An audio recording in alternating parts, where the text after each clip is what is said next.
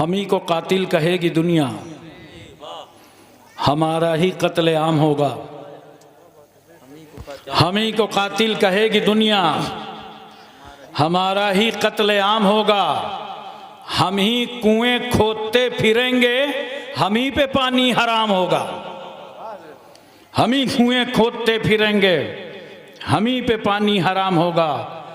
अगर ज़हनियत यही रही तो मुझे ये डर है कि इस सदी में, अगर ज़हनियत यही रही तो मुझे ये डर है कि इस सदी में न कोई अब्दुल हमीद होगा, न कोई अब्दुल कलाम होगा। 4 मिसलें और सुनिए मोहब्बत से, तवज्जो के साथ। वो चाहते हैं कि हिंदुस्तान छोड़ दें हम,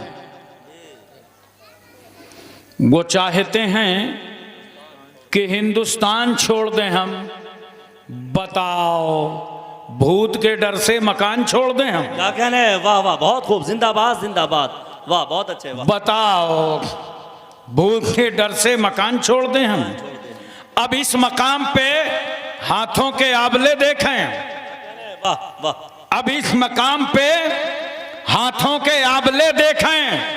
पहाड़ काट लिया है, चट्टान छोड़ दें हम? क्या कहने हैं? वाह बहुत खूब। मुसलमान दुश्मन ताकतों ने तहरीकें चला रखी हैं और तंजीमें बना रखी हैं और उस पर इनामात रखे हैं कि 2.5 3 लाख रुपए लो और किसी मुस्लिम जवान बेटी को अपने जाल में फंसा लो, उसे गुमराह कर दो, उसे मुर्तद्दा बना दो, इर्तिदाद के जाल में उठा के डाल दो, वो इस्लाम जैसा पाकीज़ा मजहब छोड़ दे। ऐसा बहुत कुछ हो रहा होगा। सोशल मीडिया का जमाना है, आपने भी सुना होगा 80,000 रुपए का मोबाइल दे करके हमारी इन बेटियों की जिंदगियों से खिलवाड़ हो रहा है। और वो बेटियां जो समझती नहीं हैं, दुनियादारी के चक्कर में उनका हश्र क्या होता है, 2-2.5 महीने के बाद उन्हें छोड़ दिया जाता है या तो उनका मर्डर कर दिया जाता है। कम से कम 40 बेटियों की लिस्ट मेरे पास है कि ऐसे निकाह हुए और उन्हें जाल में फंसाया गया और फिर उनकी जिंदगी का खात्मा कर दिया गया। ये सारी खराबियां आज एक मोबाइल के जरिए से फैल रही हैं। मैं बताना चाहता हूं आज की तकरीर में, बेटियों, बहनों, माओ, जो इज्जत इस्लाम ने तुमको दी है, दुनिया का कोई मजहब वो इज्जत नहीं दे सकता है। नहीं दे सकता। जी बिल्कुल बिल्कुल, बहुत खूब, जिंदा। और हर शोबे में तुम्हें इज्जत दिया, हर मंजिल में तुमको इज्जत दिया। जब ए बेटी, तू बेटी बनकर बाप के घर में पैदा हुई तो इस्लाम ने तुझे वहां इज्जत अता किया, और जब तेरी शादी हुई, दुल्हन बनके ससुराल गई तो इस्लाम ने तुझे वहां इज्जत अता किया, और जब तू मां बनी तो इस्लाम ने तुझे मां का दर्जा अता फरमा दिया। बेशक, सुभान अल्लाह। इस्लाम जैसे मजहब ने जो इज्जतें औरतों को दी हैं, दुनिया का कोई धर्म इज्जत नहीं दे सकता। बेटियों, बहनों, माओ, मेरी शहजादियों, कनीजा ने फातिमा, तुम खुशनसीब हो कि मुस्लिम घर में पैदा हो गई हो। इसकी लाज रखो, इसकी आबरू बचाओ। यहीं तक नहीं, आज मैं पूरी दुनिया के हवाले लेकर के हाजिर हूं, और इसलिए मैं अपने उलमा से गुजारिश करता हूं कि हर आंगन में मेरी ये तकरीर पहुंचा दीजिएगा। इसकी कितनी जरूरत है। अभी मैं पूरे मुल्क के दौरे पे हूं, 3 महीने से कंटिन्यू। हर सूबे और स्टेट से शिकायतें आ रही हैं। आप गौर से सुने और अपनी बेटियों तक, अपने खानदान तक ये पैगाम पहुंचा दें। कहां कहां इस औरत को रुस्वा किया गया। वो लोग क्या इज्जत देंगे बेटी तुझे जो खुद इज्जतदार ना हो। इस्लाम आबे जमजम पी के समझ में आ सकता है, गोबर और पेशाब पीने से इस्लाम समझ में नहीं आता। वाह वाह वाह, बहुत खूब, बहुत खूब, वाह वाह। इसलिए मैं कहना चाहता हूं, सारे हवाले जात लेकर के हाजिर हूं, और मेरी तकरीर में मजमा चाहे 2000 का हो चाहे 2 लाख का हो, मैं बात अपनी पूरी करता हूं, क्योंकि ये चैनलों की मेहरबानी है, ये करोड़ों तक मेरा पैगाम पहुंचा देंगे। तवज्जो कीजिए जरा सा, हर एक का हवाला मैं आपके सामने पहले पेश करूंगा। खुसूसी तवज्जो का तालिब हूं, चाहे बांग्लादेश की वो मनहूस औरत तस्लीमा नसरीन ही क्यों ना हो, सलमान रुश्दी क्यों ना हो, पूरी दुनिया के हवाले लेकर मैं हाजिर खिदमत हूं। सबसे पहले हम आपको अरबों के यहां लिए चलते हैं। अहले अरब एक औरत के वजूद से सिर्फ नफरत ही नहीं करता था, बल्कि जूं उस पौधे ने उस घर में जन्म लिया उसको मसल दिया। उनकी कौमी गैरत बर्दाश्त नहीं करती थी कि किसी घर में कोई बच्ची जन्म ले ले। अगर माँ की ममता जोश में आती तो बाप की नजरों से छुपा कर अपनी तमन्नाओं की तकमील करती, और जैसे ही जालिम बाप को खबर हो जाती तो दूर दराज रेगिस्तान में ले जाकर बेटी को जिंदा ही पेवंद खाक कर देता था। इसलिए क्यों अरबों का मिजाज था, बेटी पैदा हुई है, कल जवान होगी, इसकी शादी करना पड़ेगा, दूसरे के बेटे को अपने आस्ताने का दामाद बनाना पड़ेगा, लिहाजा इसकी जवानी से पहले इसकी जिंदगानी का खात्मा कर दो। अरब की जमीन पर औरतों को भेड़ और बकरियों की तरह बाजारों में बेचा जा रहा था। हिंदुस्तान में आज भी औरत को शौहर के साथ सती कर दिया जाता है, और हिंदुस्तान की औरत की हैसियत एक बेजान बुत की है। मनोशास्त्र के रूप से बिच्छू से ज्यादा डसने वाली है, सांप से ज्यादा जहर रखने वाली है। शौहर के मर जाने के बाद, बेवा हो जाने के बाद निकाह सानी नहीं कर सकती, जायदाद से महरूम, विरासत से महरूम, दौलत से महरूम। रूसियों के यहाँ तो मसल मशहूर है कि 10 औरतों में एक रूह होती है। अतालियों का कहना है घोड़ा अच्छा हो या बुरा उसको महमीज की ज़रूरत है, औरत अच्छी हो या बुरी उसको मार की ज़रूरत है। स्पेनियों की शोहरे आफाक तहजीब में औरत पालतू बिल्ली से ज़्यादा मकाम हासिल न कर सकी।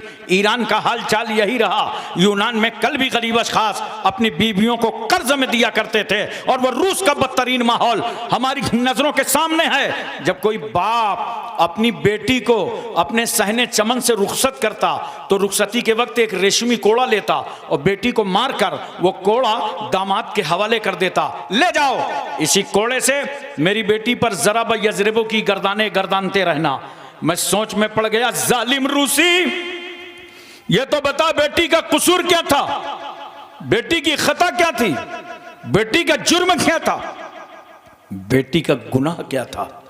रुखसत करते वक्त तूने कोड़े बरसा दिए तो उस जालिम का जवाब यह होगा, उसका गुनाह यह है कि मेरे घर में पैदा हो गई है।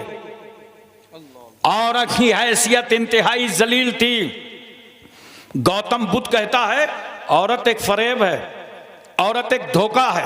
अगर तुम आत्मा की शांति चाहते हो तो औरत से दूर भागते रहो। मशहूर फलासफर हकीम सुकरात की आवाज़ है कि औरत की मोहब्बत उसकी नफरत से ज़्यादा खतरनाक है। अगर उसने मोहब्बत भरी नज़र डाल दी तो समझ लो कि तुम तबाह हो गए। अरबाब कलीसा कहते हैं ईसा रूहुल्लाह जो सूली पर चढ़े थे तो महज इस औरत हवा के गंदुम खाने खिलाने के गुनाह का कफ़ारा अदा करने के लिए चढ़े थे। ईसाइयों की औरत मजहब की आमला नहीं बन सकती। ज़्यादा से ज़्यादा इतना हो सकता है कि वो नन बन जाए और अपनी जिंदगानी को गिरजा के हवाले कर दे। उसकी राय की कोई वक़्त नहीं, उसका मशवरा काबिले एतना नहीं। ईसाइयत ने तो औरत को ऐसे जंजाल में जकड़ दिया कि बेचारी नारी अपना नाम तक न रख सकी। बाप के घर में पैदा हुई तो बाप की तरफ मंसूब कर दी गई, शादी हुई शौहर की तरफ निस्बत कर दी गई। जमाने माजी का एक पादरी ईसाई कहता है औरत खानगी खतरा है, औरत मरगूब आफत है, औरत आरास्ता मुसीबत है, औरत पैदाइशी वसवसा है, औरत शैतान के आने का दरवाज़ा है, औरत मर्दों के तबाह करने का आला है।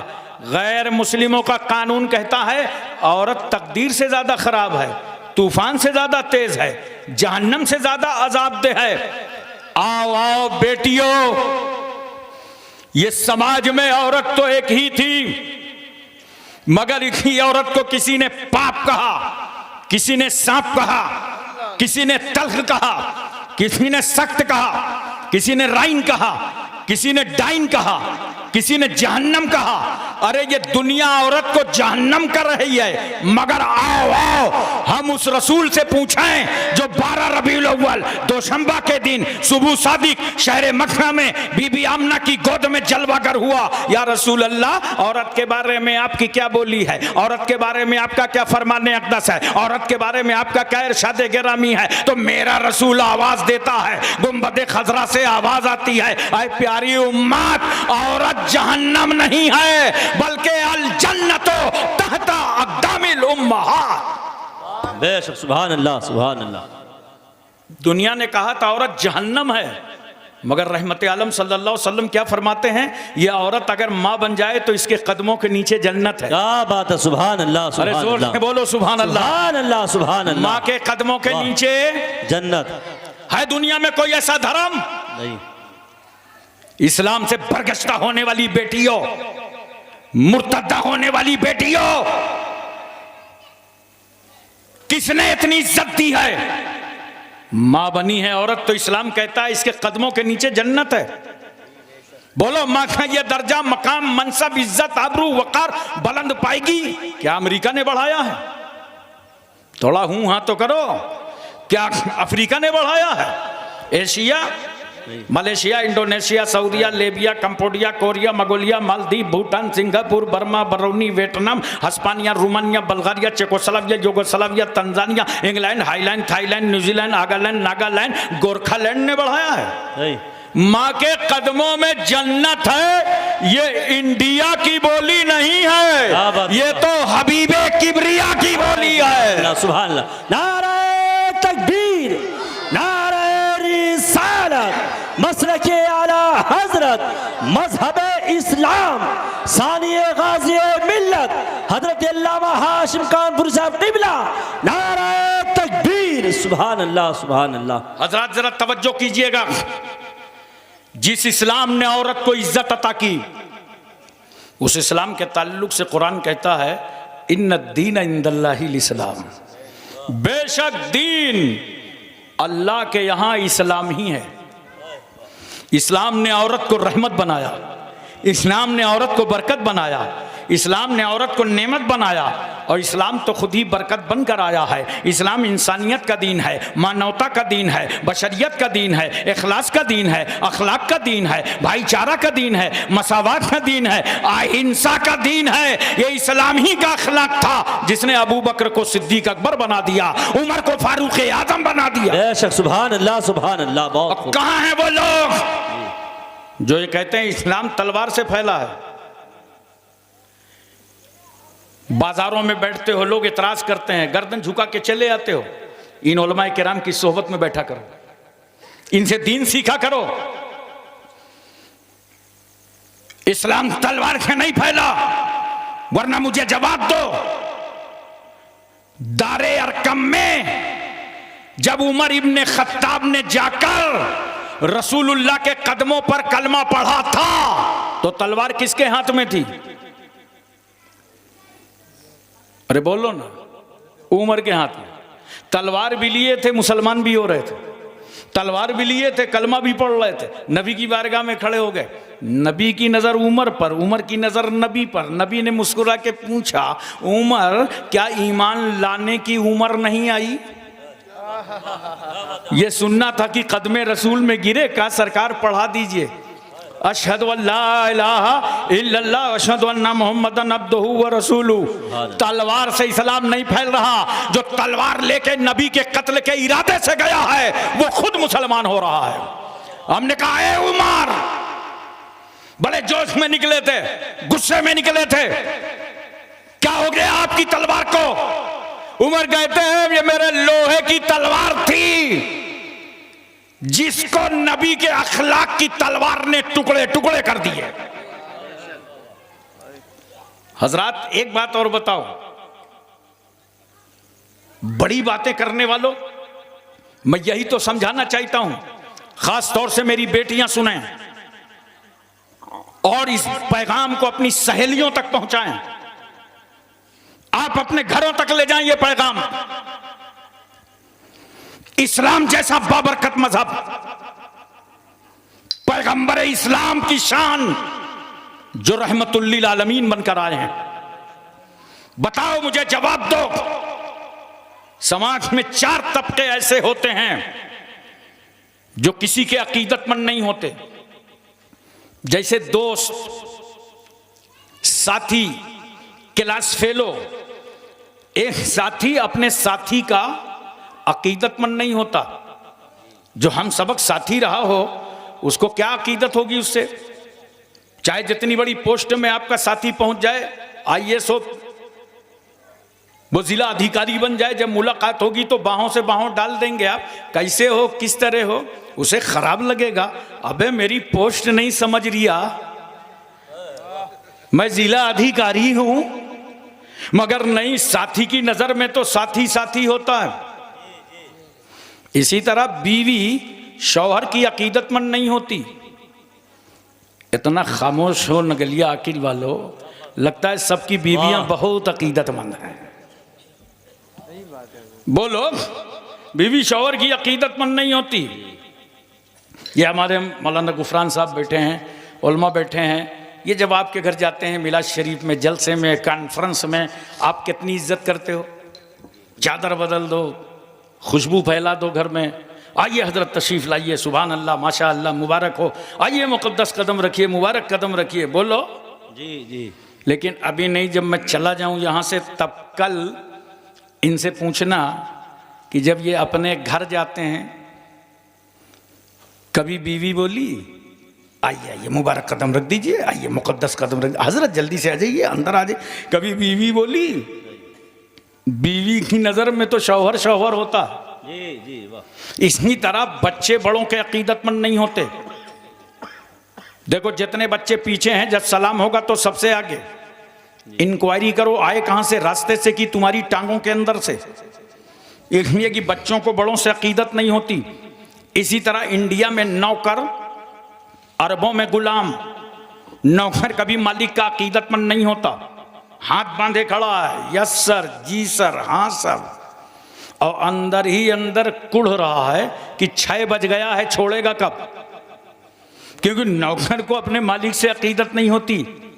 समाज के ये 4 तबके, दोस्त अपने दोस्त का अकीदतमंद नहीं, बीवी शौहर की अकीदतमंद नहीं, बच्चे बड़ों के अकीदतमंद नहीं, नौकर अपने मालिक का अकीदतमंद नहीं।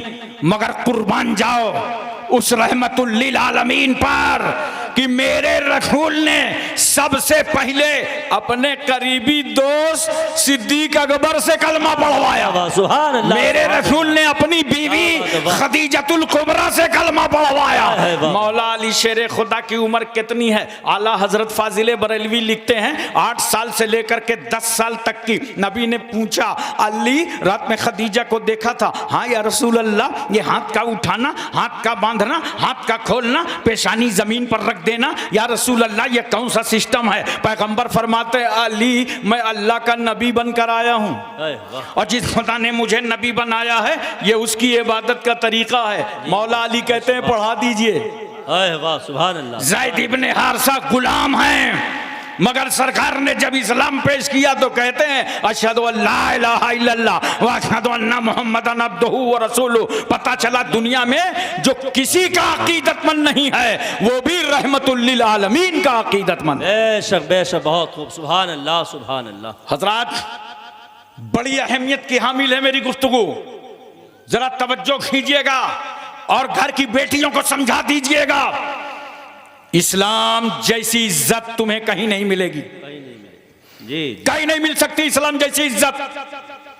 औरत तो एक ही है, मगर देखो कभी मोहल्ले में बेटी की सूरत में नजर आती है, वाह, कभी बीवी की शक्ल में नजर आती है, कभी मां के रूप में दिखाई पड़ती है, और कभी हो सकता है शौहर का इंतकाल हो जाए तो बेवा भी हो जाती है। दूसरे के समाज में बेवा को इतना मनहूस समझा गया, अरब के लोग तो बेवा को 4 दीवारी में कैद कर देते थे। तुम्हारे शौहर का इंतकाल हो चुका है, बाहर मत आ जाना। बताओ उस बेवा को कितना समाज में रुलाया गया होगा। रूह निकल जाए तो एक बार मौत, और अगर किसी के एहसास को ललकारा जाए तो हर मिनट में मौत। सहेली की बारात आई है, हाथों में मेहंदी लगी है, लेकिन बेवा सिसक रही है। अब तू किसी के घर की दुल्हन नहीं बन सकती, किसी के घर रहमत और बरकत बनकर नहीं जान सकती। बेवा रो रही है, मंसूबे खाक में मिल रहे हैं, इरादे पामाल हो रहे हैं, मुस्तकबिल की खुशियां कदमों का बोसा दे दे करके वापस पलट रही हैं और अपने खुदा से फरियाद कर रही है, मेरे मौला अगर मेरे शौहर का इंतकाल हो गया तो मेरा कसूर ही क्या था। ये समाज मुझे नहूसत की चादर में डालकर किनारे कर रहा है। याद रखो पूरा मक्के का समाज बेवा को मनहूस समझ रहा था, मगर मेरा पैगंबर जिस रसूल की उम्र 25 साल की है, हमारी तुम्हारी उम्र जब 25 साल की होती है तो अपना ख्याल आता है, ऐसी ससुराल हो ऐसी बीवी हो, मगर रसूल की उम्र 25 साल की हुई तो उम्मत की बेवाओं का ख्याल आया। और पैगंबर सल्लल्लाहु अलैहि वसल्लम खड़े हो गए, कहा मक्के वालों, अल्लाह का महबूब जलवागर हो चुका है, अब किसी बेवा को मनूस ना समझा जाएगा। 25 साल के पैगंबर ने 40 साला बेवा खदीजतुल कुबरा को अपने निकाह में ले लिया, ताकि दुनिया समझ जाए कि जिस बेवा को तुमने अभागन समझा था मुस्तफा ने उसे सुहागन बना दिया। बेशक, सुभान अल्लाह, जिंदाबाद जिंदाबाद। बहुत एक लम्हे के लिए मैं तवज्जो चाहता हूँ, उलमा की खास तवज्जो चाहता हूँ। मेरे रसूल सल्लल्लाहु अलैहि वसल्लम ने बेवा खदीजतुल कुबरा से निकाह किया। रसूल सल्लल्लाहु अलैहि वसल्लम ने हजरत सूदा से निकाह फरमाया। ये सब अज़वाजे मुतहरात में हैं। हजरत आयशा सिद्दीका, हजरत हफ्सा, हजरत उम्मे सलमा, हजरत उम्मे हबीबा, हजरत ज़ैनब, हजरत मैमूना, ज़ैनब बिन्त खजीमा, हजरत जुवैरिया, हजरत सफिया, ये रसूल की अज़वाजे मुताहरात हैं। तवज्जो कीजिए, मेरे रसूल ने बेवा से निकाह किया ताकि मेरी उम्मत के लिए बेवा से निकाह करना सुन्नते रसूल बन जाए। बेशक, बहुत खूब, जिंदाबाद। रसूल सल्लल्लाहु अलैहि वसल्लम ने कुंवारी से निकाह किया ताकि मेरी उम्मत के लिए कुंवारी से निकाह करना सुन्नते मुस्तफा बन जाए। मेरे रसूल ने तलाकशुदा औरत से निकाह किया ताकि मेरी उम्मत के लिए तलाकशुदा औरत से निकाह करना सुन्नते रसूलुल्लाह बन जाए। वाह वाह वाह, बेशक, सुभान अल्लाह, बेमिसाल रसूल, लाजवाब पैगंबर। एक बात और सुनो मुसलमानों, यही हक नहीं, सरकार सल्लल्लाहु अलैहि वसल्लम ने 1,24,000 कमोबेश सहाबा किराम को पढ़ा लिखा करके तैयार किया दीन की इशाअत के लिए, दीन की तबलीग के लिए, दीन के फरोग के लिए। लेकिन कुछ चीजें ऐसी थीं, उलमा की खास तवज्जो, जिसमें औरतों की जरूरत पड़ती है। औरतों के कुछ खास मसाइल होते हैं जिन्हें औरत ही बेहतर समझा सकती है। देखो, नूरुल इज़ा से लेकर हिदायत में पढ़ डालो, हर किताबु तहारत में बाब बंधा होगा, बाबुल हैज, बाबुल निफास, बाबुल इस्तिहाजा। ये वो मसाइल नहीं, इन उलमा से पूछो कि जब अपने उस्ताद के सामने हमने पढ़ा तो आंख बंद कर लिया, उस्ताद ने तर्जमा कर दिया, आगे बढ़ गए, वो भी समझ गए, हम भी समझ गए। हमने जब अपने शागिर्दों को पढ़ाया, आंख बंद कर लिया, आगे बढ़ गए, दोनों समझ गए। कुछ औरतों के खास मसाइल होते हैं, तवज्जो चाहता हूं मैं, उन मसाइल को एक औरत ही बेहतर समझा सकती है। तवज्जो कीजिए, एक औरत ही बेहतर समझा सकती है। यही वजह है कि अज़वाजे मुताहरात ने रसूल सल्लल्लाहु अलैहि वसल्लम से हदीसें भी रिवायत फरमाई। बोलो मोहब्बत से सुभान अल्लाह, सुभान अल्लाह, दिल लगा के बोलो सुभान अल्लाह। सुभान अल्लाह, हदीस की रिवायत फरमाई। वाह वाह वाह। देखो, हजरत सूदा ने 5 हदीसें रिवायत फरमाई हैं। हजरत आयशा सिद्दीका ने 2210 हदीसें रिवायत फरमाई हैं।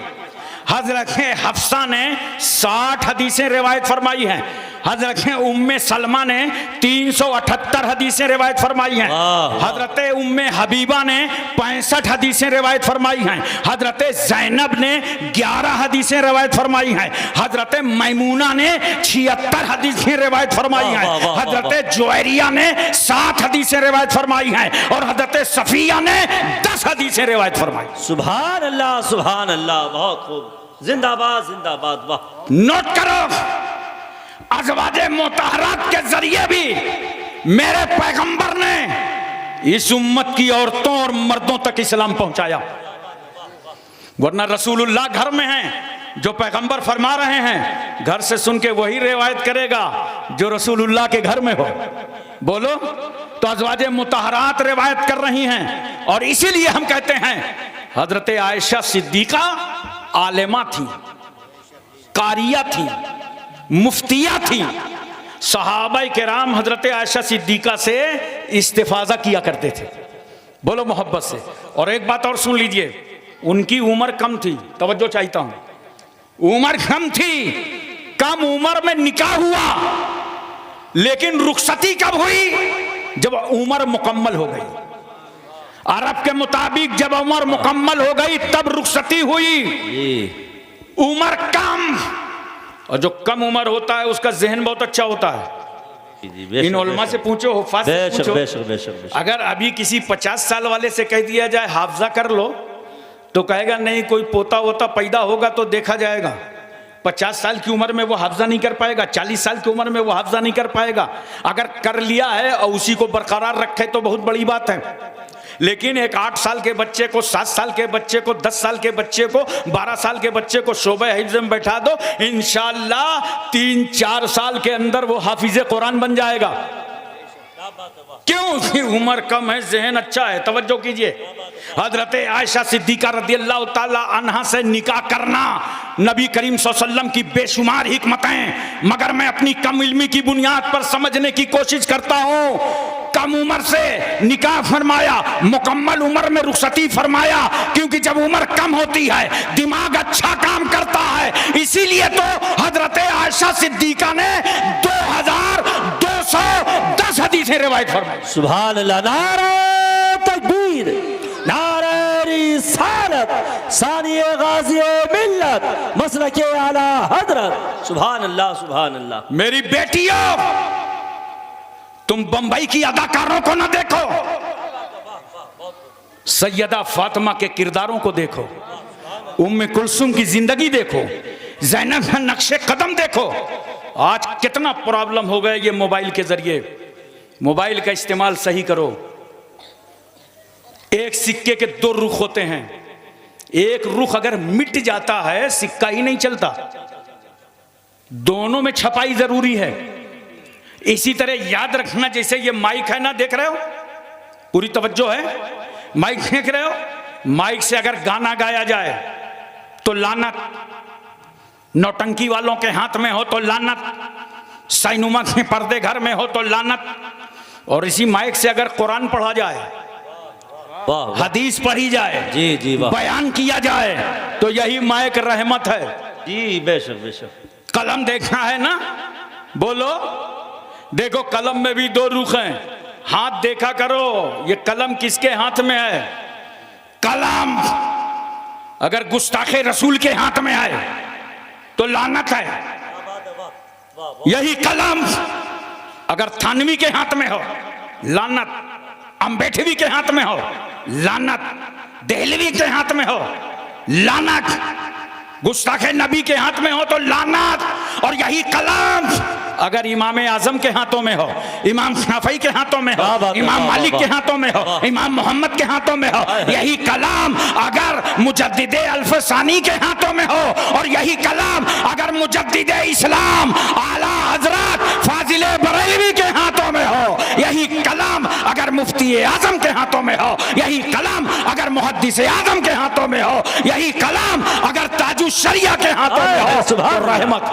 सुभान अल्लाह, सुभान अल्लाह, जिंदाबाद जिंदाबाद, बहुत खूब, माशाअल्लाह, क्या बात है, सुभान अल्लाह। लिहाजा जवानों में तुमसे गुजारिश करूंगा,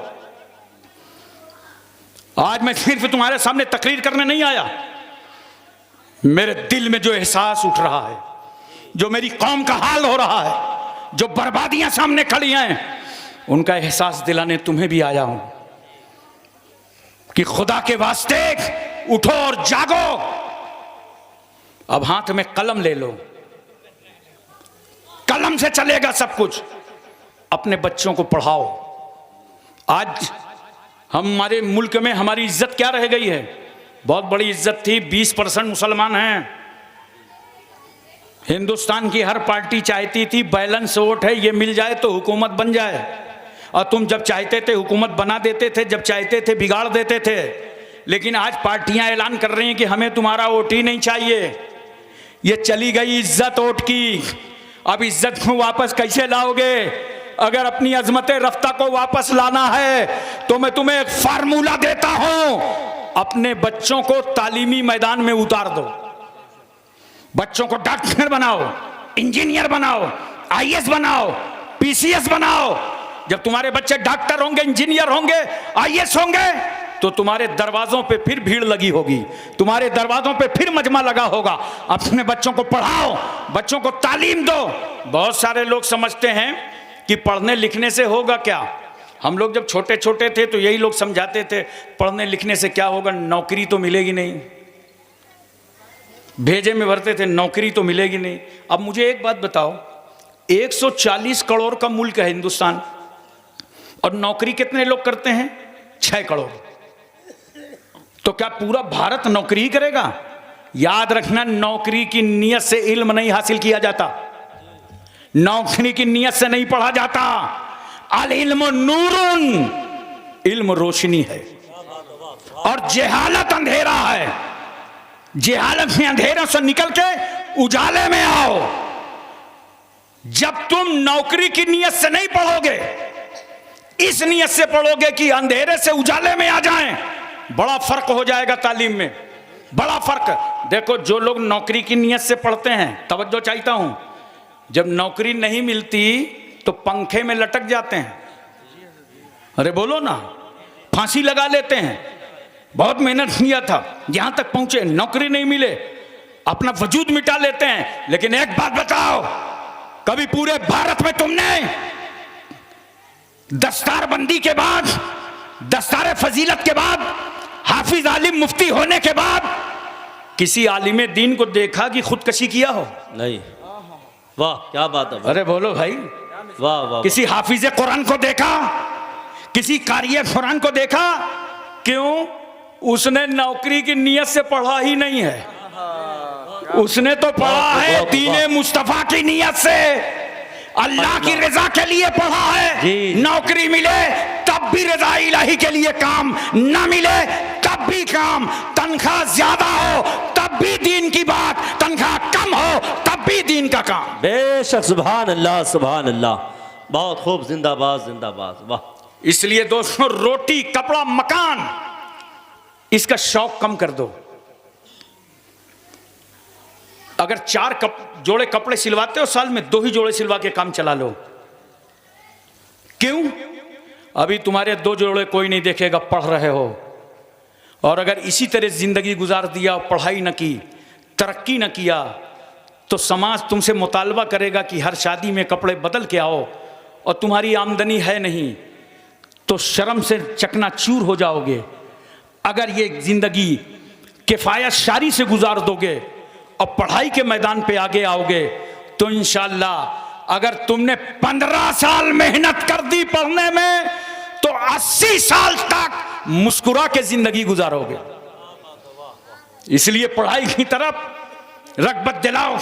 और मेरा एक जुमला नोट कीजिए, वो जुमला नजर करने जा रहा हूं, जिसको मैंने सिर्फ इंडिया में नहीं, साउथ अफ्रीका में भी कहा था। इतना पढ़ो, इतना पढ़ो। हमारे यहाँ मुसलमान भाइयों में करते क्या हैं, हाई स्कूल तक गए, वापस चले आए। बहुत हद हुई, इंटर तक गए, वापस पलट आए।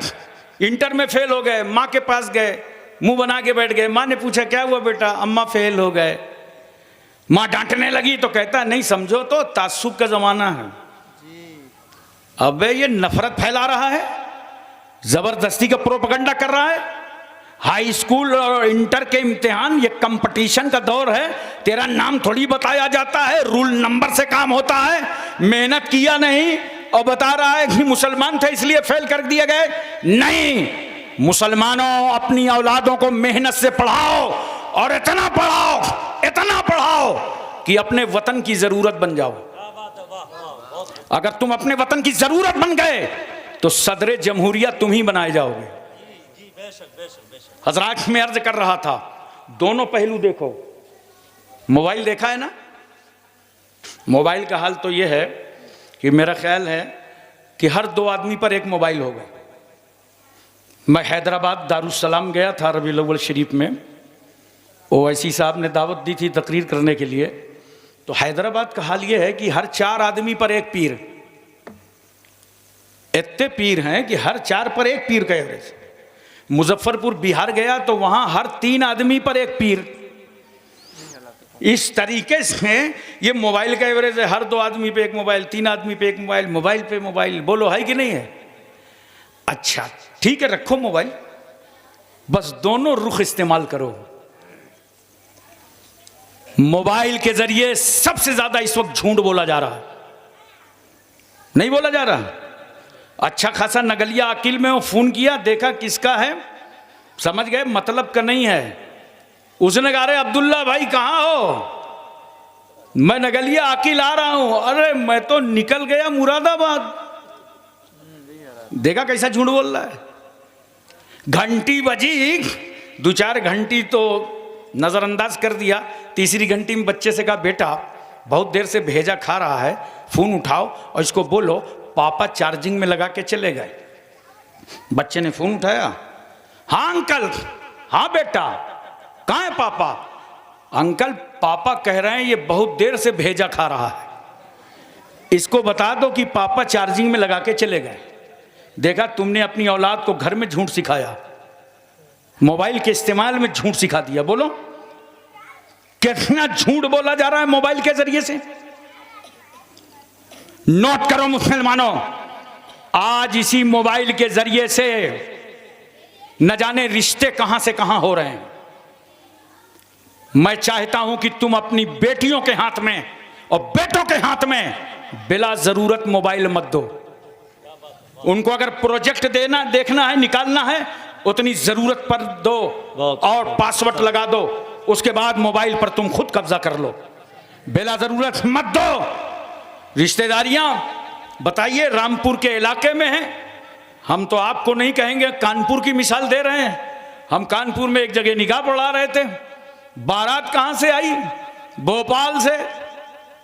अबे हमने कहा तेरी रिश्तेदारी तो भोपाल में है नहीं, ये बारात वहां से कैसे आ गई? तो उसने कहा हजरत बस इज्जत बचाए रखिए, हम समझ गए व्हाट्सएप वाली है। बोलो ये सब हो रहा है कि नहीं हो रहा? तो ये क्यों हो रहा है भाई? घर में तुम अपनी बेटियों को नहीं देख सकते हो? गैर मुस्लिमों के साथ वो घूमने चली जाएं, उनसे शादियां कर लें, प्यार मोहब्बत की दास्तान बढ़ा दें। तुम घर में क्या कर रहे हो? अपनी अपनी गैरतों से पूछो। ये सिर्फ मैं रामपुर वालों के लिए नहीं कर रहा हूं, पूरे हिंदुस्तान के लिए मेरा पैगाम है। अपने घरों में क्या कर रहे हो? अरे जरा देखो, मोबाइल का इस्तेमाल जरूरत भर करो। सुनो, अगर इस मोबाइल से झूठ बोला जाए तो लानत, अय्याशी की जाए तो लानत, आवारागर्दी की जाए तो लानत, मुआशका किया जाए तो लानत, और इसी मोबाइल के जरिए अगर माँ बाप को सलाम कर लो तो रहमत, कुरान सुन लो रहमत, नाच सुन लो रहमत, दरूद सुन लो रहमत। तो अब पता चला मोबाइल का इस्तेमाल तुम्हें गलत नहीं करना, तबीयत के मुताबिक नहीं करना, बल्कि शरीयत के मुताबिक करना है। इसलिए लोगों मिजाज बदलो। और मेरा एक जुमला और सुन लो, लोग मीटिंगें करते हैं, तहरीकें चलाते हैं कि कौम की इस्लाह की जाए, कौम में सुधार पैदा किया जाए। मैं एक फार्मूला तुम्हें देता हूं, इतनी बड़ी कौम 20 करोड़ लोग रहते हैं हिंदुस्तान में, कहां कहां जाओगे सुधार पैदा करने के लिए? एक बात याद रखो और ये तय करके जाओ इस जलसे से, ये अमानत लेकर के जाओ कि हर आदमी अपने अपने घर में सुधार पैदा कर ले। बहुत अच्छा पैगाम। बोलो, हर आदमी सिर्फ अपने घर में सुधार पैदा कर ले, इंशाअल्लाह ये 20 करोड़ की जमात अपने आप सुधर जाएगी। अपने घरों में इनकलाब लाओ, अपने घरों में तब्दीलियां लाओ, बच्चों को नसीहत करो। नसीहत करते हो? कुछ नहीं करते हो ना। देखो, गौसे आजम रदी अल्लाह ताला अन्हु की वालिदा ने नसीहत किया था ना कि अकले हलाल सिद्के मलकाल, जब खाना तो हलाल खाना, जब बोलना तो सच बोलना। रास्ते में डकैती हुई, सबका माल लूट गया, गौसे आजम का बच गया। क्यों? बता दिया था सच्चाई के साथ। तो उस डाकुओं के सरदार ने पूछा था छुपा लेते तो क्या था? कहा छुपा लेता तो माँ को हिसाब देना था। माँ बोलती बेटा मैंने कहा था झूठ मत बोलना, तुम झूठ बोल के माल बचा लाए। डाकुओं के सरदार की आंख में आंसू आ गए, ज़ारो कतार रो पड़ा और रो के कह रहा था कि ऐ लोगों, इस शहजादे को अपनी माँ को हिसाब देना है, ये झूठ ना बोल सका, हमें तो परवरदिगार आलम को हिसाब देना है। लूटा हुआ माल भी वापस आ गया, सबने तौबा भी कर लिया। यह है सच्चाई। जब तुम्हारे बच्चे घरों से जाया करे ना शादी में, ब्याह में, तो उनको कुछ नसीहत किया करो।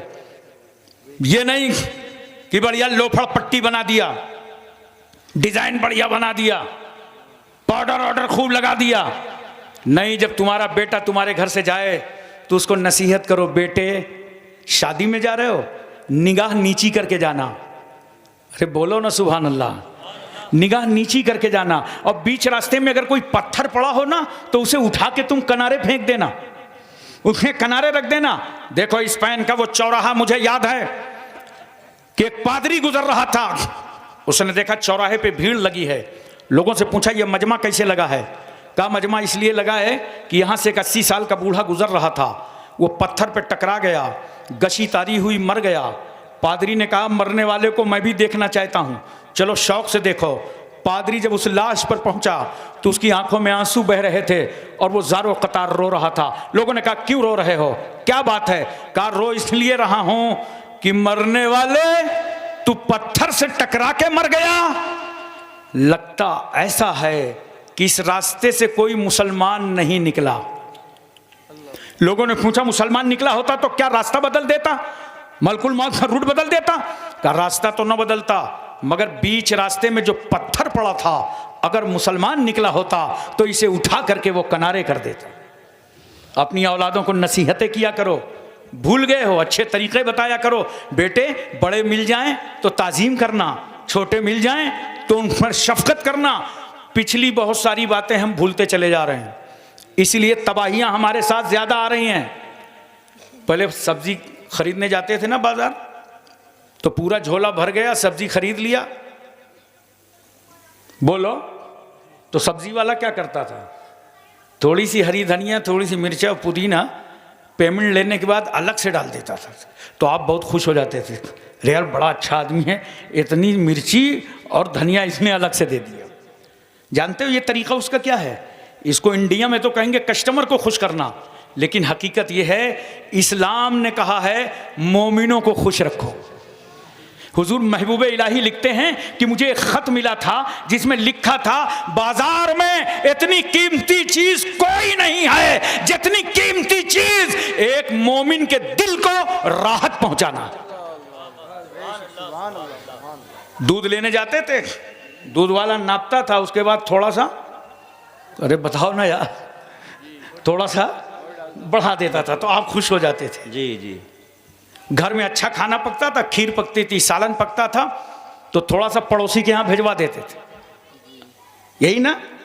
और ये होता था कि कल मेहमान आएंगे तो कहते थे आज अच्छा खाना ना बनाओ, कल बनाना, मेहमान आएंगे, मेहमान आएंगे तब खाना खाएंगे। अब 4 घंटा बैठा रह जाए मेहमान, लेकिन प्रोग्राम ये है मेहमान चला जाए तो खाना खाए।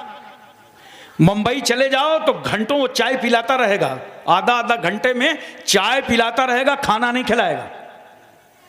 तवज्जो देखिए। और जबकि मेरे आका सल्लल्लाहु अलैहि वसल्लम फरमाते हैं तामुल वाहिद यकफी लिल इस्नैन, एक का खाना 2 के लिए काफी होता है। जी वाह वाह, बेशक बहुत खूब। पूछो इब्राहिम अलैहिस्सलाम से, दस्तरखान लगाते थे और कोई मिलता नहीं था तो मीलों ढूंढने चले जाते थे, कोई मेहमान बन जाए तो खाना खाएं। मौला अली शेर खुदा की आंख में आंसू थे। लोगों ने पूछा क्यों रो रहे हैं? कहा आज तीसरा दिन गुजर रहा है, मेरे घर में कोई मेहमान नहीं आया। जरा ये माहौल बनाओ, ये मिजाज बदलो मुसलमानों, अपने आप में तब्दीली लाओ और एक सच्चे मुसलमान बन करके जिंदगी गुजारो। देखो ना आज क्या कर रहे हैं हमारे नौजवानों को, आइडियल किसको बना लिया? कितने अफसोस की बात है। मुंबई के अदाकारों को, जिसको देखा कि फटी पैंट पहने हुए सब फटी पैंट खरीद लाए, बोलो, और इतनी टाइट पैंट पहनते हैं पता नहीं चलता इसने पैंट को पहना है कि पैंट ने इसको पहना। मैं कुर्ला आ रहा था भिंडी बाजार से मुंबई से, एक बच्चा सामने खड़ा था, कहा हजरत मुझे भी ले लीजिए। मैंने बैठा लिया। मैंने पूछा कहाँ जा रहे थे, कहाँ से आ रहे हो? कहा वो कुर्ला तक जाऊंगा, शॉपिंग करने गया था, कपड़े लेने, ईद का वक्त आ गया ना। मैंने कहा ला तुम्हारे कपड़े देखें। जब कपड़े देखा तो उसकी आगे से पैंट फटी। तो मैंने कहा अबे तू तो ठग गया। तो जानते हो छोटा बच्चा था ऐसे कर रहा था, यानी मुझी को बेवकूफ समझ रहा था कि ये पुराने आदमी है, समझते नहीं हैं। अरे किसको आइडियल बना लिया? तुम्हारे पास आइडियल हैं, तुम किसी गैर को क्यों बना रहे हो? बाल देखो नौजवानों को कैसे रख रहे हैं, दाएं से बाएं से आगे से पीछे से ऐसा उठा के रखे हुए हैं जैसे मुर्गी का झुआ, किसी समंदर का जजीरा। बाल 3 तरीके के रखना चाहिए और लिबास कैसे पहनना चाहिए। कल सुबह तुम होटलों में बैठोगे, लोग तुमसे पूछेंगे हाशिम कानपुरी आए थे, क्या बताया था, क्या समझाया था? तो कहोगे बहुत अच्छी तकरीर किया, लेकिन यार मेरी कुछ बातें याद करके वहां भी तबलीग कर देना, वहां भी बता देना कि हमें ये बता के गए हैं, हमें ये समझा गए हैं। सुनो, कपड़े ऐसे पहनो जिसमें तहारत में भी आसानी हो और इबादत में भी आसानी हो। बाल 3 तरीके के रखना चाहिए, या तो पूरे बाल कसर करा दो, या ताबदोश या ताबगोश, या तो कान की लौ तक बाल रखो, या तो शाने तक बाल रखो। ये बाल रखने का तरीका है। बोलो याद रखोगे, भूलोगे तो नहीं, सब जहन में रहेगा। आजकल तो मेरा ख्याल है अभी आपके यहां नहीं चल रहा होगा, खड़े खड़े लोग खाना खाने लगे। चल रहा है क्या? नहीं चल रहा ना? अरे अल्लाह का लाख लाख शुक्र है। खड़े खड़े खाना, उसको कौन सा सिस्टम बोलते हैं? Buffer system. मैंने बंगाल में पूछा था कौन सा सिस्टम, तो एक ने कहा बम्फर सिस्टम। क्या सुन्नतों का मजाक उड़ा रहे हो? खड़े खड़े खाना खा रहे हो, बोलो, सुन्नतों का मजाक उड़ा रहे हो। और बाद में कहोगे कि मौलाना लोग मुर्गा बहुत खाते हैं। और ये याद रखें उलमाए किराम, ये वही बोलता है जो कभी किसी आलिम की दावत नहीं करता, किसी इमाम की दावत नहीं करेगा, वही बोलेगा मौलाना लोग मुर्गा बहुत खाते हैं। बोलो, हमेशा याद रखना। अरे भाई मैं तुम्हें बता दूं, कभी अकल से सोचो, अगर मुर्गा बहुत खाते हैं तो कहाँ खाते हैं? हमें तुम्हारे ही दस्तरखान पे तो खाते हैं। और अगर तुम भी मुर्गा खाना चाहते हो तो बड़ा आसान तरीका है, पढ़ो नमाज़े पंजगाना, पढ़ो फजर बाद असर बाद तस्बीह फातिमा, अल्लाह तुम्हारा रिस्क कुशादा फरमा देगा। बेशक, सुभान अल्लाह सुभान अल्लाह। थोड़ी मेहनत क्यों करो मेरे भाई? तो याद रखो, बाल रखने में, कपड़ा पहनने में, खाना खाने में, तुम किसी मुंबई वाले को आइडियल मत बनाओ। वो लोग उनको आइडियल बनावें जिनका इस कायनात में कोई आइडियल ना हो। हमारे आइडियल हादी अकबर जनाबे मोहम्मदुर रसूलुल्लाह हैं। हमारे आइडियल सैयदना सिद्दीक़ अकबर हैं, फारूक आजम हैं, उस्मान गनी हैं, मौला अली हैं, हजरत साद हैं, सईद हैं, तलहा, जुबैर, अम्मार, बुजर, Khalid bin Walid, Abu Ubaidah bin Jarrah, Abdurrahman bin Auf, Suhaib Rumi, Salman Farsi, Bilal Habshi, हजरत अनस, अबू हुरैरा, अबू दरदा, अमीर हमदा। हमारे आइडियल सैयदना गौसे आजम हैं, ख्वाजा अजमेरी हैं, आकाए नक्शबंद हैं, मौलाए सोहरवर्द हैं, कुतुबुद्दीन बख्तियार काकी, महबूबे इलाही साबिर कलियरी जिंदा शाह मदार वारी से देवा मखदूमे के चौचा मखदूमे जजमऊ नसीरुद्दीन चिराग देलवी शाह जमालुल्लाह रामपुरी मुनव्वर अली शाह इलाहाबादी शरफुद्दीन याया मुनैरी अलाउल हक पंडवी अखी सिराजुद्दीन मखदूमे माहिम बाबा बहाउद्दीन बाबा ताजुद्दीन मखदूम शामीना सैयद सालार मसूद गाजी सरकार महरेरा हमारे आइडियल इमाम अहले सुन्नत आला हजरत फाजिले बरेलवी। नारे तकबीर, नारे रिसालत, फैजान औलिया किराम, मजहबे इस्लाम, मजहबे इस्लाम, नारे तकबीर। सुभान अल्लाह, सुभान अल्लाह, जिंदाबाद जिंदाबाद। बहुत खूब माशाअल्लाह। इसलिए मैं अर्ज करना चाहता हूं, मुसलमानों, इस्लाम ने जो नेमतें दी हैं कोई मजहब इस्लाम के सामने आंखें नहीं मिला सकता। देखो जरा सा, यही औरत का दर्जा इस्लाम कैसे बढ़ा रहा है। एक औरत है, अबू तुफैल सहाबी सरकार की बारगाह में मौजूद हैं, इतने में एक औरत आ गई तो अल्लाह के रसूल सल्लल्लाहु अलैहि वसल्लम ने अपनी चादर पाक बिछा दिया। अरे बोलो यार सुभान अल्लाह, अल्लाह सुभान अल्लाह। वाह, अगल बगल चेक करो, कोई सो रहा हो तो उसके कान में बोलो सुभान अल्लाह। सुभान अल्लाह, सुभान अल्लाह। वो औरत चादर रसूल पर बैठकर प्यारे रसूल से प्यारी प्यारी बातें करने लगी। थोड़ी देर के बाद वो औरत चली गई। सरकार ने पूछा, अबू तुफैल जानते हो औरत कौन थी? कहा या रसूल अल्लाह हम नहीं जानते, मगर अल्लाह और उसका रसूल जरूर जानता है। ये वाह वाह वाह। अब यहाँ पे एक मसला और हल हो गया। जिन चीजों का इल्म तुमको ना हो उसमें यह कहना अल्लाह जाने रसूलुल्लाह जाने ये सुन्नते सहाबा है। सहाबी को हैरत है, कौन औरत है जो चादर रसूल पर बैठी है। हम तो इस मकाम पर आए तो महवे हैरत हो गए कि चादर नबी पे औरत बैठी है। वो चादर रसूल अबू बकर को मिले तो सर पे रखें, उमर तबर्रुक समझें, उस्मान गनी तबर्रुक समझें, मौला अली कलेजे से लगा लें। अरे जो चादर रसूल इस गुनहगार उम्मत के निजात का जरिया हो, वो चादर पर औरत बैठी है। मेरे सरकार फरमाते हैं, सुनो अबू तुफैल, ये हैं मेरी रजाई माँ, इनका नाम है दाई हलीमा। क्या बात है। रसूल ने बता दिया कि जब रजाई माँ की अजमतों का ये आलम है तो हकीकी माँ की रिफतों का आलम क्या होगा। क्या बात है, वाह वाह। एक शख्स पैगंबर की बारगाह में हाजिर हुआ, कहा या रसूल अल्लाह, मैंने अपनी माँ को कंधे पर बैठाकर 7 मरतबा हज बैतुल्लाह कराया है, क्या मैंने अपनी माँ का हक अदा कर दिया? मेरे पैगंबर फरमाते हैं, अभी तो तुम इतना भी नहीं अदा कर सके जितना कि तेरी माँ ने तुझे गीले बिस्तर से उठाकर सूखे बिस्तर पर लेटाया था और खुद गीले बिस्तर पर लेट गई थी। एक शख्स पैगंबर की बारगाह में हाजिर हुआ, का सरकार मैंने अपनी माँ को कंधे पर बैठाकर अरब का पूरा रेगिस्तानी इलाका उबूर कराया, पैरों में वरम आ गया, आबले पड़ गए, क्या मैंने अपनी माँ का हक अदा कर दिया? मेरे रसूल फरमाते हैं, मुमकिन है तुम्हारी ये मेहनत व मशक्क़त अल्लाह तबारक व तआला उस छोटे से दर्द के एवज में कबूल फरमाए जो तुम्हारी पैदाइश में तुम्हारी माँ को कई बार दर्द हुआ था।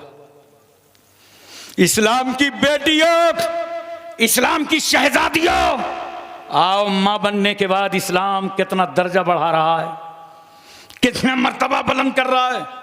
नौजवानों, इस मौके पर मैं तुमसे कहना चाहता हूं, अगर किसी की माँ जिंदा हो ले लो दुआएं, बाप जिंदा हो ले लो दुआएं। तुम्हारे घर का पीर, सबसे बड़ा पीर तुम्हारी माँ है, तुम्हारा बाप है। बहुत सारे लोग देखो मज़ारों पे आते हैं ना हाजिरी देने के लिए, और जाते ही गए और मज़ार को दाबने लगे, लगता है बाबा बहुत थके हुए हैं, आज ये फर्मा बरदार मुरीद आया है, सारी थकावट उतार देगा।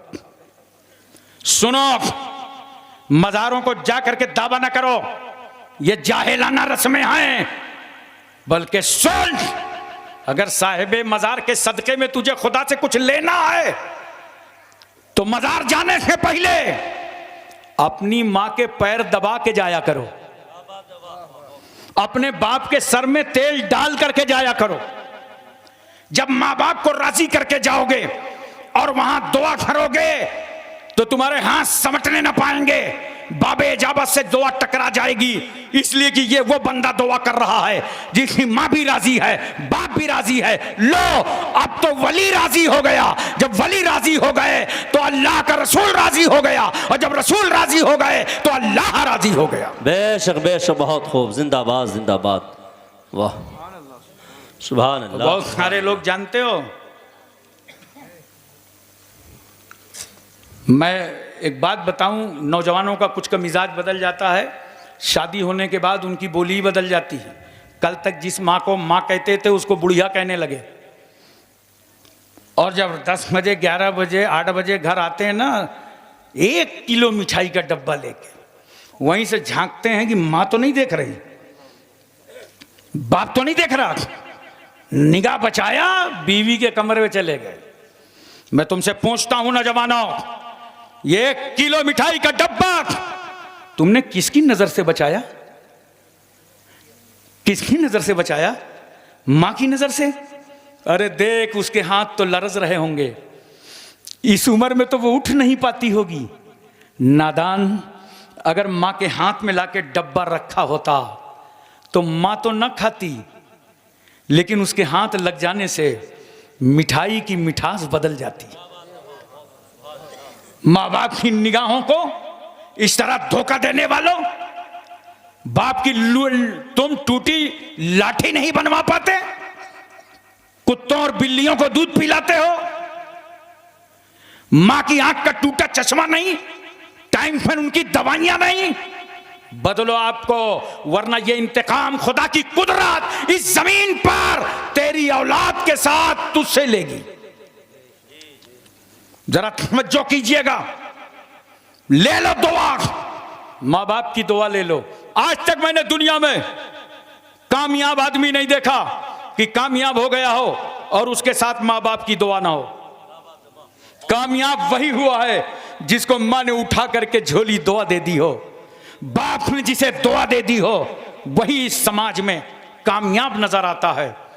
कभी मां को दुख न देना, बाप को तकलीफ न पहुंचाना, वरना अगर तुम्हारे दुख देने से, तकलीफ पहुंचाने से मां की आंख में आंसू आ गए, बाप रो पड़ा, तो ऐसे समझना कि तुम्हारी कश्ती समंदर में चल रही थी और समंदर का पानी तुम्हारी कश्ती में आ गया। बोलो, अगर कश्ती में समंदर का पानी आ जाए तो उसको डूबने से कोई बचा पाएगा? इसी तरह अगर दुखी होकर तेरी माँ ने अपनी आंख में आंसू तैरा दे दी तो समझ लेना तेरी जिंदगी की कश्ती में पानी आ गया है, अब इसको गर्काब होने से कोई ना बचा पाएगा। अपने माँ की इज्जत करो, बाप की इज्जत करो, उनका एहतराम करो। बड़ी मशक्क़तों से पाला है, जब तुम इस मंजिल पे आओगे ना तब पता चलेगा किस तरह एक माँ बेटे को पालती है और किस तरह एक बाप बेटे की परवरिश करता है। बाप से ज़्यादा तो कोई बर्दाश्त ही नहीं करता, इसलिए माँ तो बता देती है मैंने मुसीबत से पाला है, लेकिन बाप तो ये जुर्रत भी नहीं कर पाता, ये हिम्मत भी नहीं कर पाता औलाद के सामने न कहता है कि तुम्हें पाला है, तुम्हें परवरिश की है। थप्पड़ खा करके, तमाचे खा करके, गालियां सुन करके घर आता है तो औलाद के सामने मुस्कुरा देता है ताकि ये न देखें कि मेरा बाप मुसीबतें झेल करके आया है। अरे वो एक बाप 10 बच्चों को घर में पाल रहा है, तुम 10 उस बूढ़े बाप को नहीं पाल पाते। नहीं पाल पाते जी, बिल्कुल। मोहब्बत करो अपने बाप से, अदब बजा लाओ बाप का, और जब दुनिया में नहीं रहेगा ना, देख, मैं उस दिन अपने को जवान समझा था, 2019 में मैं जवान समझा था। इतने दिन तक मैं अपने को बच्चा समझता रहा, जब तक मेरे बाप का साया मेरे सर पर था मैं बच्चा समझता रहा कि मैं बच्चा हूँ। और बाप का साया उठा तब ये दुनिया के अंधेरे और उजाले समझ में आए। कदर करो, बाप की इज्जत करो, पूरी कुर्बानी कर देता है जिंदगी की।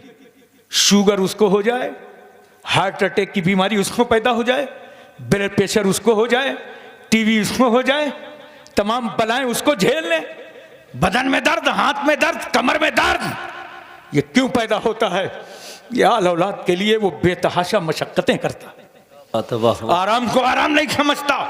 नौजवानों, अपने बाप की कदर करो, बाप से मोहब्बत करो, और अगर माँ बाप जिंदा हैं तो ले लो दुआएं, दुआएं ले लो। बेशक बहुत खूब। बायजीद बुस्तामी हैं, जिनकी माँ ने कहा बेटा पानी लाओ। बायजीद बुस्तामी आए, प्याले में पानी लिया, माँ के सराहने आए तो देखा माँ की आंख बंद है। खड़े हो गए कि जब माँ की आंख खुलेगी तो पानी पेश करूंगा। काफी रात गुजर गई, माँ ने आंख खोला तो सामने वफादार बेटा पाया। बेटा बायजीद तुम? हाँ माँ, आपने पानी मांगा था, मैं लेकर के हाजिर आ गया। आंख बंद हो गई तो मैं खड़ा हो गया। माँ कहती बेटे तुझे सो जाना था। माँ तो माँ होती है ना जी। बेटे कभी जानते हो बुखार तुमको आता है, दर्द माँ महसूस करती है। महसूस कर। हाय मेरा नूरे नजर परेशान हो रहा है, हाय मेरा लखते जिगर बेचैन हो रहा है। बेटे तुझे सो जाना था। रात भर प्याले का बोझ लेकर के खड़ा हो गया। मैं माँ हूं, माँ और बेटे की मोहब्बत में कोई सियासत नहीं है, मकरो फरेब नहीं है, जी, कोई दिखावा नहीं है, कोई रियाकारी नहीं है। मुसल्लिम सबूत मोहब्बतें हैं जी, खालिस प्यार है।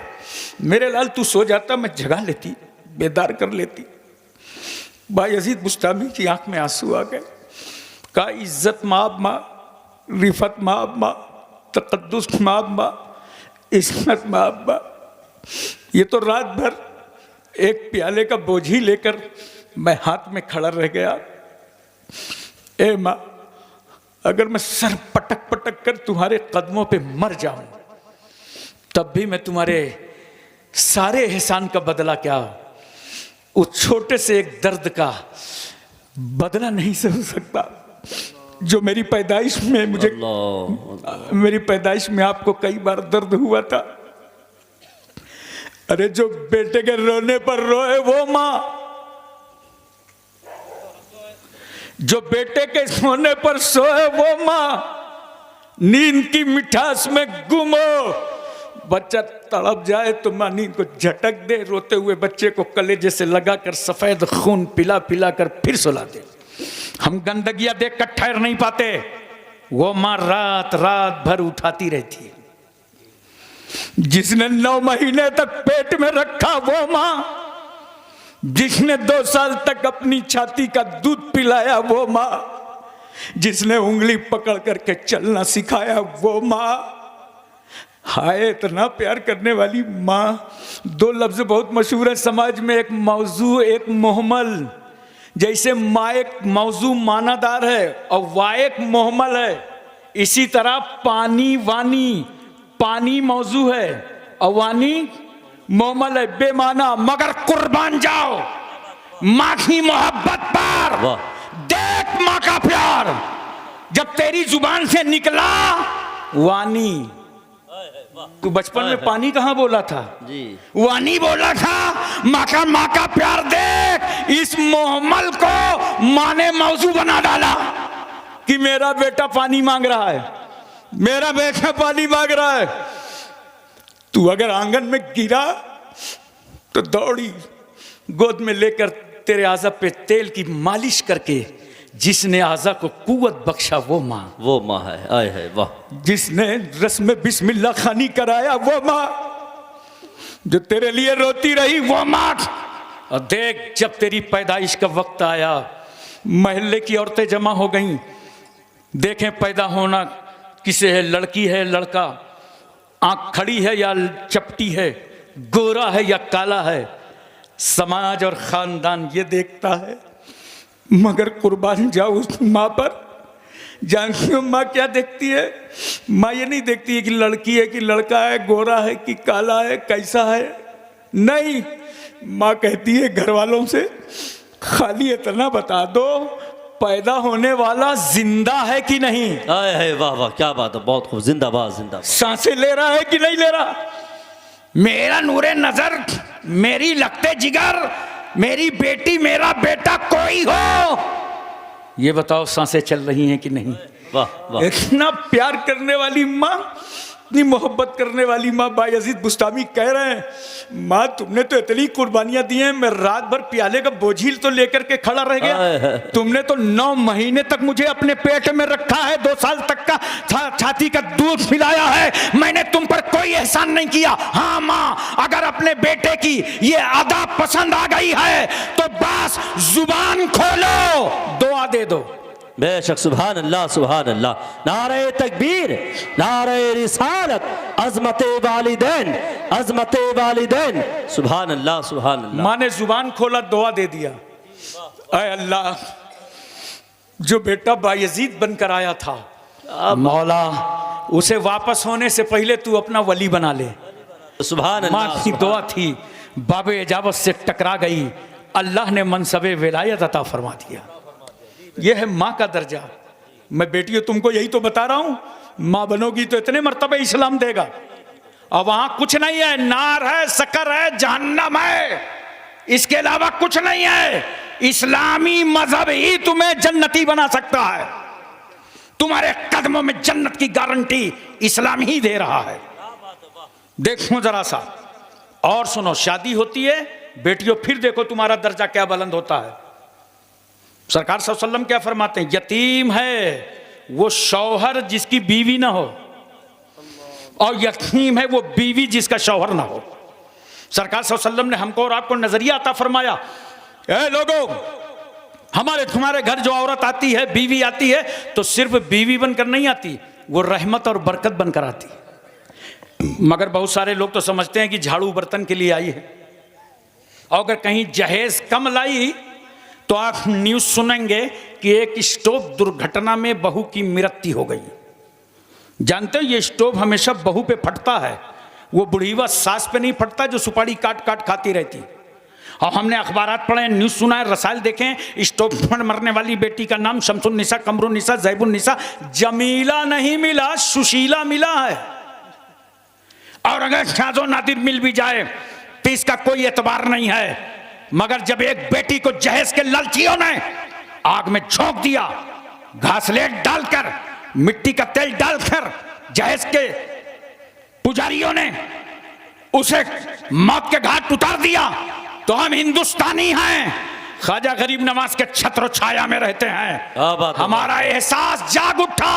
ये तो भारत का एक नागरिक चला गया, भारत का एक वोटर चला गया, भारत का एक बाशिंदा चला गया। इसलिए हम कहते हैं, आए लोगों, अगर तुम्हें अपना समाज समझ में ना आ रहा हो, अपना समाज का जहेज समझ में ना आ रहा हो, तो इन बेटियों की जिंदगियों से खिलवाड़ मत करो। आओ आओ, सैयदा फातिमा का जहेज तुम्हारा इंतजार कर रहा है। बेशक, सुभान अल्लाह, जिंदाबाद जिंदाबाद। देखो सरकार सल्लल्लाहु अलैहि वसल्लम ने अपनी बेटी का निकाह फरमाया, और जहेज में क्या दिया सरकार सल्लल्लाहु अलैहि वसल्लम ने? एक बान की चारपाई, एक चमड़े का गद्दा जिसके अंदर रूई के बजाय खजूर के पत्ते, एक छागल, एक मशकीजा, 2 मिट्टी के घड़े, आटा पीसने की चक्की। ये मुख्तसर जहेज रसूल किसको दे रहे हैं? अपनी बेटी, सबसे लाडली चहीती बेटी खातून जन्नत को। मेरे रसूल कुछ भी दे सकते थे, बागे फिदक के मालिक थे, मुस्तफा कुछ भी अता कर देते। खुदा के खजानों की कुंजियां रसूलुल्लाह के पास, नबी कुछ भी दे देते, मगर नहीं मुख्तसर सा दिया। क्यों? मेरे रसूल ने अपनी बेटी फातिमा को ये मुख्तसर जहेज देकर 1400 साल पहले ही उम्मतियों के आंखों के आंसू पोंछ दिए। हमारी बेटियों के आंखों के आंसू पोंछ दिए कि अगर किसी के बाप गरीब हो और जहेज कम दे तो वो बेटी रोने न पावे, और ये समझ ले कुछ हो या ना हो, सुन्नते फातिमा अदा हो गई है। बात है, वाह, सुभान अल्लाह सुभान अल्लाह। बेटियों सुनो, यहीं तक नहीं, इस्लाम जहां इज्जत देता है वहीं तुम्हें हर दरवाजे पर हक देता है। तवज्जो चाहता हूं, हर दरवाजे पर हक देता है। बाप के घर में पैदा हुई, इस्लाम ने कहा बेटी बाप के माल में तेरा हक। क्या बात है। शादी हुई, बीवी बनी, इस्लाम ने कहा सुन, शौहर के माल में तेरा हक। और जब माँ बनी तो इस्लाम ने कहा बेटे के माल में तेरा हक है। वाह वाह, सुभान अल्लाह, वाह। इस्लाम इज्जत भी दे रहा है और इस्लाम हक भी दे रहा है। इस्लाम की औरतों पर अता है और जिसकी नज़रों में ये ख़ता है जहन्नम उसका पता है। वाखिर दावाना अनिल हम्दुलिल्लाहि रब्बिल आलमीन। अस्सलाम।